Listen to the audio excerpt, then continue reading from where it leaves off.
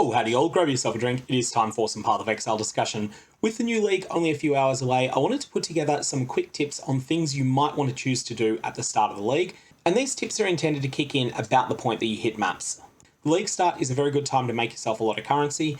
I did make a substantial guide about using ROG to craft items to sell to other players, and I'll put a link to that down in the description below.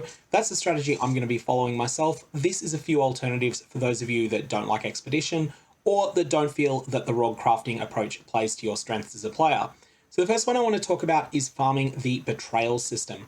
Now, Betrayal is in an interesting place where early in the league, everything comes down to the specific uniques you can get from it. There are 5 uniques that you can get from killing the Syndicate Mastermind, and you'll always get one of these. These are the Devouring Diadem, which is incredibly good early league, Cinder Swallow Urn, Bitterbind Point, which is generally not wanted very much at all, the Queen's Hunger, also generally not wanted very much, and Cane of Coolamac, which is very good late in the game. The Queen's Hunger and Cane of Coolamac are drop restricted to item level 78+. This means that because Catarina is a unique monster, she needs to be at least level 76 in order to drop these. Bitterbind Point, which is the one that you probably don't want at all, is drop restricted at level 73+. So if what you want to do is get the Devouring Diadem specifically, and that's the item that's worth most early at the start of the league, then what you want to do is run low tier versions of this encounter, specifically tier 1, 2, or 3 betrayal missions. You do not want to have even a single encounter that is tier 4 or higher. To achieve this, you'll use 2 pieces of Atlas support, everything that you can get that increases your chances to gain a Jun mission on completing a map, and the node that gives you 10 safe house intelligence upon completing a map boss. When you've done this, you're going to be in a good position to work towards doing Catarina encounters back to back to back to back. And when you do fight them, you'll get 1 or 2 items. You'll either get Cinder Swallow Urn, which people will want, or you'll get Devouring Diadem, which is somewhat of a jackpot. Now, normally Devouring Diadem is a couple of hundred chaos on the first day or 2 of the league, falling off pretty hard around days 4, 5, and 6. This league, I think it'll be worth more, and the reason for that is that it is just such a good item on Trapper builds, and especially on Poison Trapper builds. And I think that Seismic Trap Poison and also Hex Blast Poison Traps will be very popular at league start, and as a result, there'll be a lot of people in the market for this powerful item. It's a very good time to be someone that can reliably farm it.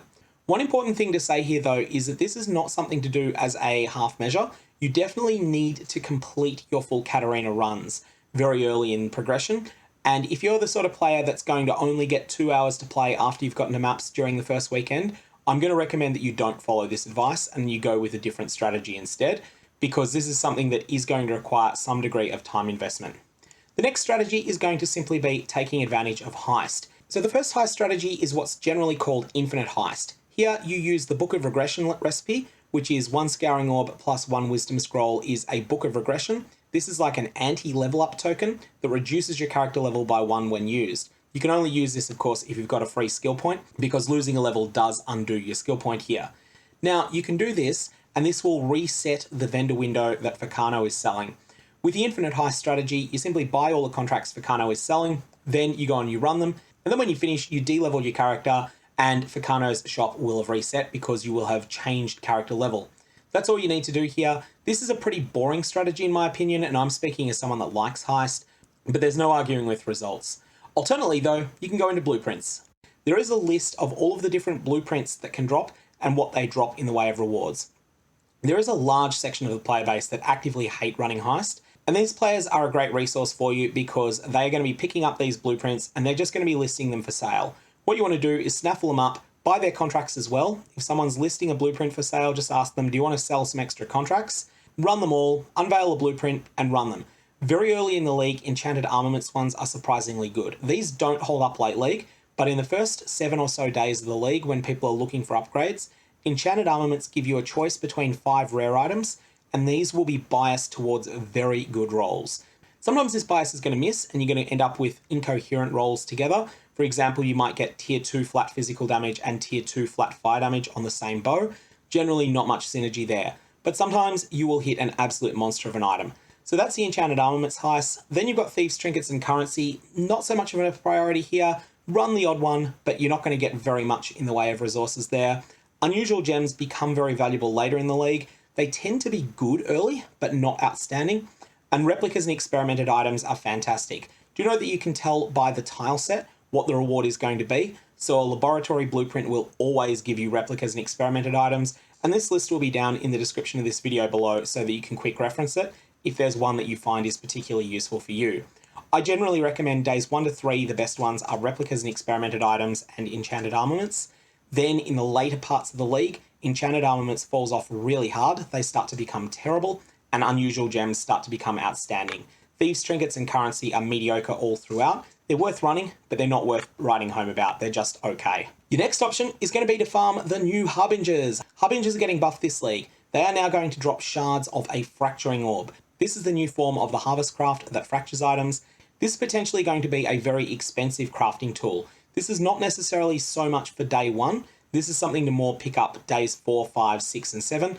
As you start reaching a point where the more experienced 20, 30,000 players start getting to the point that they're crafting serious endgame gear for themselves, those people will be the richest players around, they will have lots of resources to spend, and they will be competing with each other for the limited supply of fracturing orbs that are on the market, and they're probably going to want quite a large number of them. So turn around and sell them to them, you'll be able to make quite a bit of currency out of them.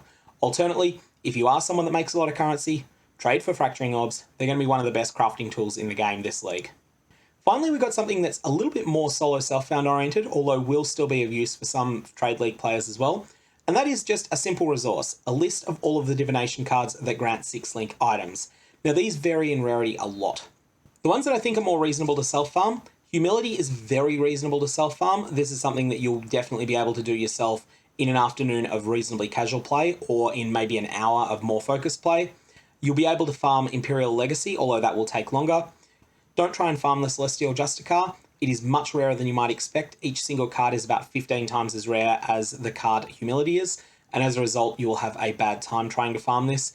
However, the Chains That Bind is very reasonable to self-farm. This is a little bit rarer than Humility, but not much, and whilst the set size is larger, it is very, very reasonable to self-farm a set of this. Dapper Prodigy is quite a bit rarer than Chains That Bind, but not staggeringly so, and again, this is something that is reasonable to self-farm. And it also comes in maps that have the Sephiroth as well, which makes it even better. The Porcupine is a really self-farmable card. The Ethereal is a trap, don't try and self-farm this. The Sacrifice is impossible to self-farm. The Warlord will take a long time to self-farm. And the White Knight is also impossible to self-farm. Vanity is a bit tricky because it drops in a difficult place to farm, and I don't generally recommend it either. Anyways, that's a few tips for your league start. Hopefully that has been useful. Remember the 2 most important things though. Set up your atlas and your character in synergy with each other. You don't want to have the perfect character for a different atlas to what you're running. And secondly, and even more importantly, remember to have fun. May your Varlorbs have interesting results.